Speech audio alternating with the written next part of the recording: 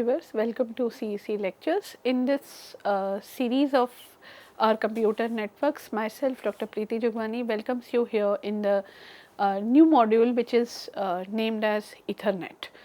So in my previous lectures we looked into so many data link layer and MAC layer protocols which were Aloha slotted, Aloha SASMA, SASMA CD, SASMA CA, and now today's topic is Ethernet. So Ethernet, when we talk about it, is basically we can say it is a de facto standard. Now what actually this Ethernet is, let us try to understand.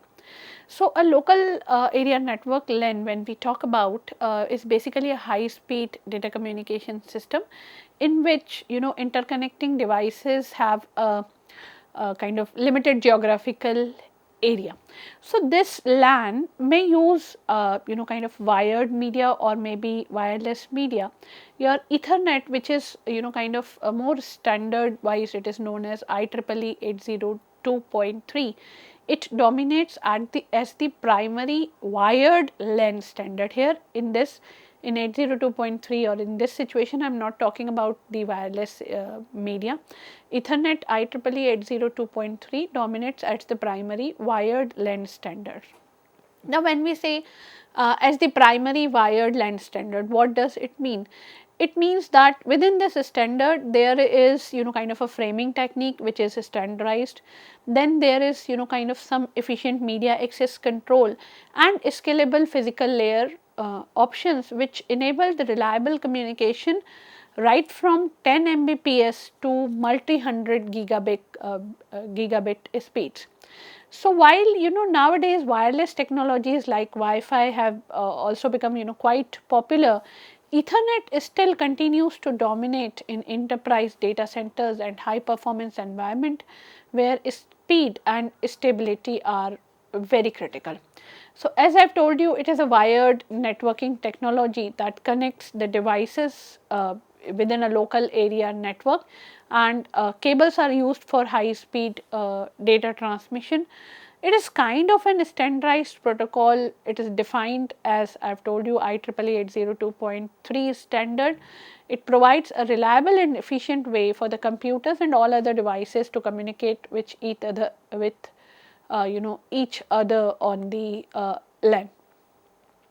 It offers benefits like higher speed, lower latency, greater security compared to other wireless connection, and hence this is the reason that it remains the dominant standard in many of the environment, as I have told you that it is dominant in some kind of data centers or some LAN campuses, office networks and so on and so forth. So let's see how this standard or how this protocol works. So this Ethernet works by using a set of standard rules. These rules are there in order to manage the data flow over the physical medium.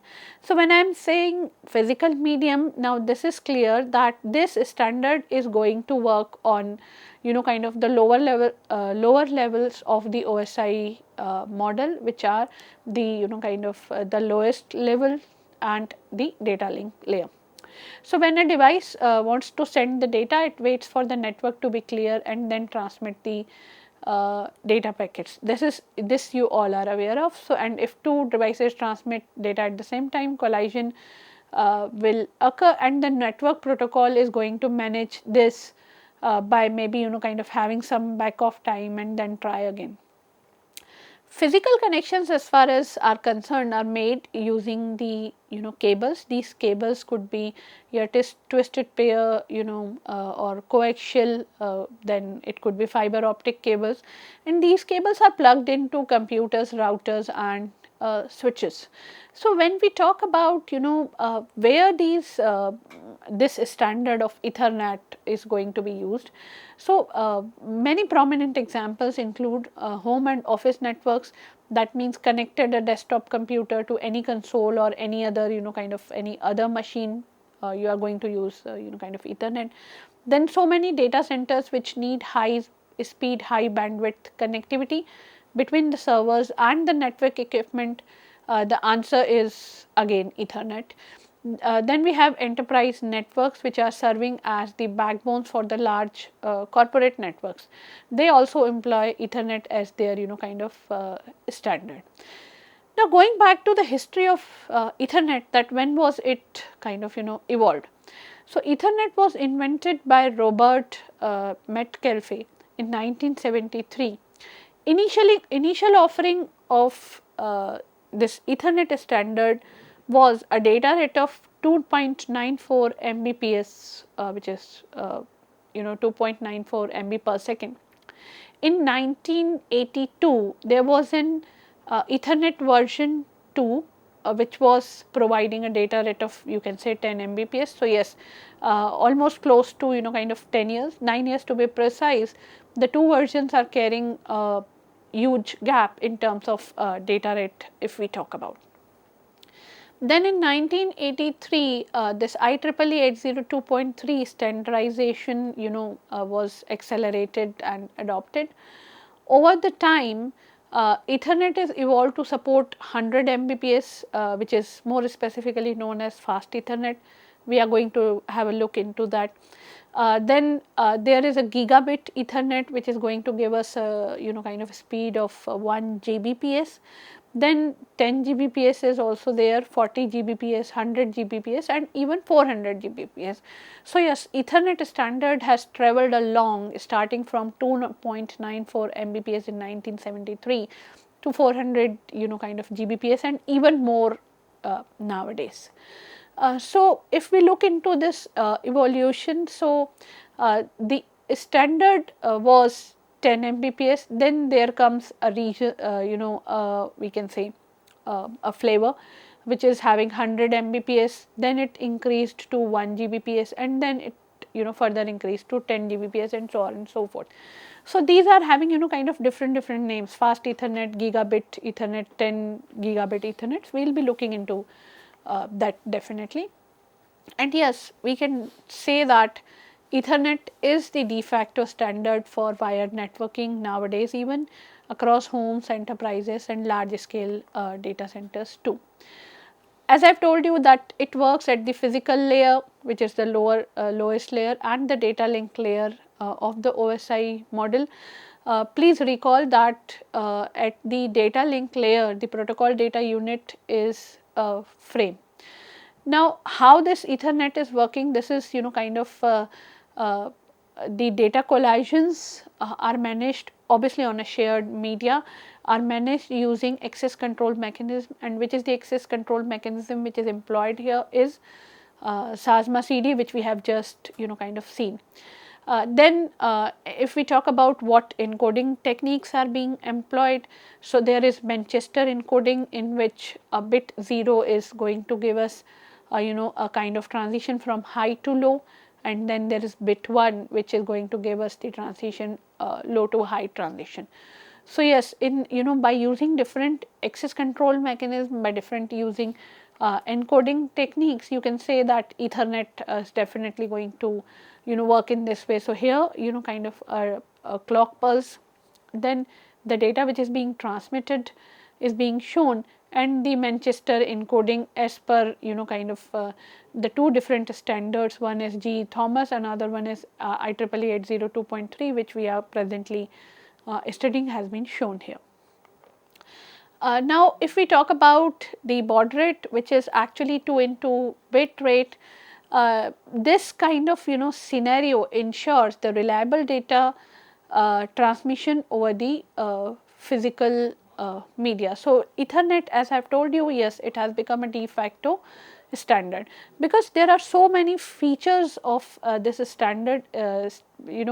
What are these features? If we look into, there are so many, but let us kind of try to consider the prominent ones.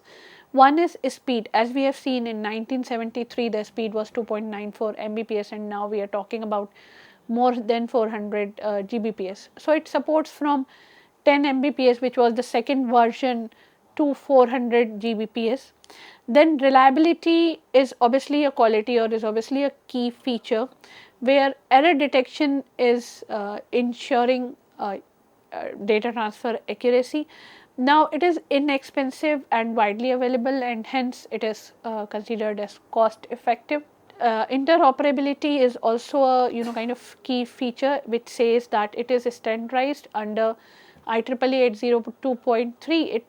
It because of this standardization under IEEE, it is kind of ensuring compatibility between different standards. Obviously, it supports encryption and authentication mechanism, hence it enhances the security. It easily accommodates additional devices, so supports scalability also. And because of working seamlessly with so many protocols like TCP/IP, HTTP, and your file transfer protocol, which is FTP, it is having a broad compatibility. So here if we look into, or if we start list down the key features of Ethernet, we have a speed, reliability, cost effectiveness, interoperability, security, scalability, broad compatibility also. So Ethernet starting from 10 Mbps to kind of 400 Gbps, but it has kind of there are other LAN types including token ring, fast Ethernet, gigabit Ethernet, 10 gigabit Ethernet, then FDDI, which is fiber distributed data interface, then asynchronous transfer mode, ATM, and local talk also. So many kind of we can say usage, or so many standards revolving around this basic Ethernet, which was 10 Mbps. Now basically we looked into the features, and we have seen that it strikes a good balance between speed, cost, interoperability, so many other kind of advanced features, and the ease of installation, and hence it is a popular standard. So Ethernet has become ideal networking technology for most of the computers today, if they are kind of working within kind of wired LAN. And the Institute for Electrical and Electronic Engineers developed this standard, which is IEEE, as I have already told you. So this standard is doing what? It is defining the rules for configuring an Ethernet network, and also specifies that how the elements in the Ethernet network will interact with each other. So this is what the significance of IEEE, that institute is here. So by adhering to this IEEE standards, network equipment and network protocols can communicate very efficiently. And because here kind of this Ethernet standard is also developed by IEEE, compatibility and interoperability obviously start increases. Now looking into types of Ethernet, we have seen so many types, we are going to cover them here. So one is the fast Ethernet. Speed which is being provided here is around 100 Mbps. Media which is being used is twisted pair cable of Cat 5 category. Fiber optic cables could also be there. What are the different variants of this media available, which are going to be used with this fast Ethernet standard?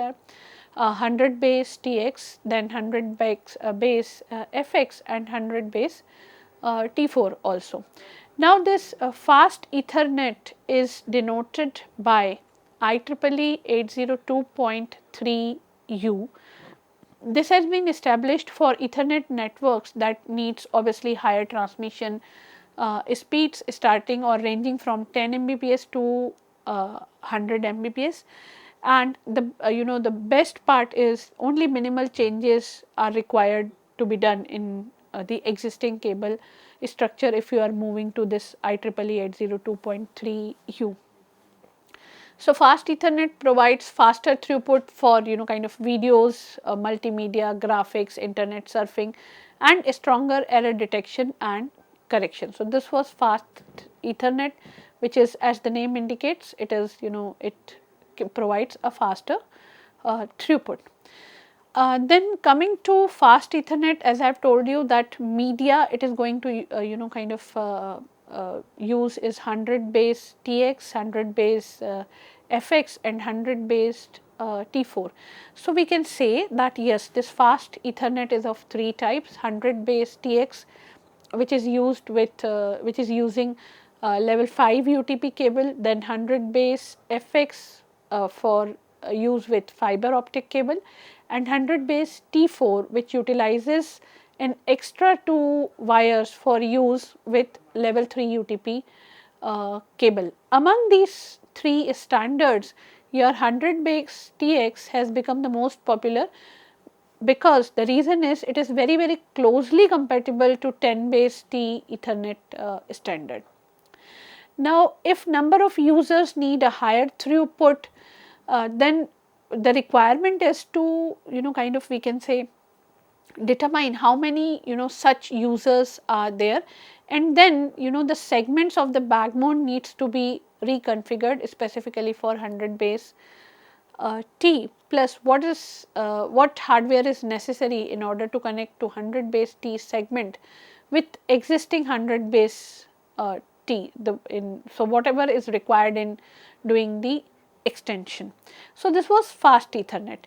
Then moving to gigabit Ethernet, its speeds is 1 Gbps, which is we can say approximately 1000 Mbps. What kind of media it is going to use is Cat5e, then Cat6 cable and other fiber optic cables. Now, this gigabit Ethernet is most common in modern office and home networks. Let us try to learn more about this gigabit Ethernet. It was developed in order to meet the need for more faster or we can say more fast communication networks with the applications such as multimedia and voice over IP. So, voice over IP, VoIP needs kind of we can say faster streaming or faster communication network, and hence those 100 kind of Mbps was not we can say enough. So, that is why this gigabit Ethernet was developed. It is also known as gigabit Ethernet over copper or 1000 base T. Gig E is a version of Ethernet that runs at the speed of 10 times faster than 100 base T, and it is defined as IEEE 802.3 standard, currently used as an enterprise backbone. So, existing LANs which were there with 10 to 100 Mbps cards can feed into a gigabit Ethernet backbone to interconnect high performance switches, routers and servers. So, for those high performance switches, routers and servers, you can use kind of gigabit Ethernet backbone, while the existing LAN structures of your 10 to 100 Mbps cards can definitely be kind of fit into. So, if we talk about the differences between the gigabit Ethernet and the fast Ethernet, the most important difference includes the additional support of full duplex operation in the MAC layer and the data rates which is available in the gigabit Ethernet. So, yes, we can say kind of if we want to move forward, the implementation of gigabit Ethernet is identical to that of the Ethernet. The only difference lies in full duplex operation in MAC layer and some data rates. Moving further to the new to the faster version, there is 10 gigabit Ethernet whose speed, as the name indicates, is 10 Gbps. Media which it is using is Cat6a, Cat7 and other fiber optic cables. It definitely supports long distances which is up to 10 kilometers with fiber cables basically, and it is widely used in data centers and enterprise backbone. So, fast Ethernet, then we have kind of gigabit Ethernet, and now we are looking into 10 gigabit Ethernet.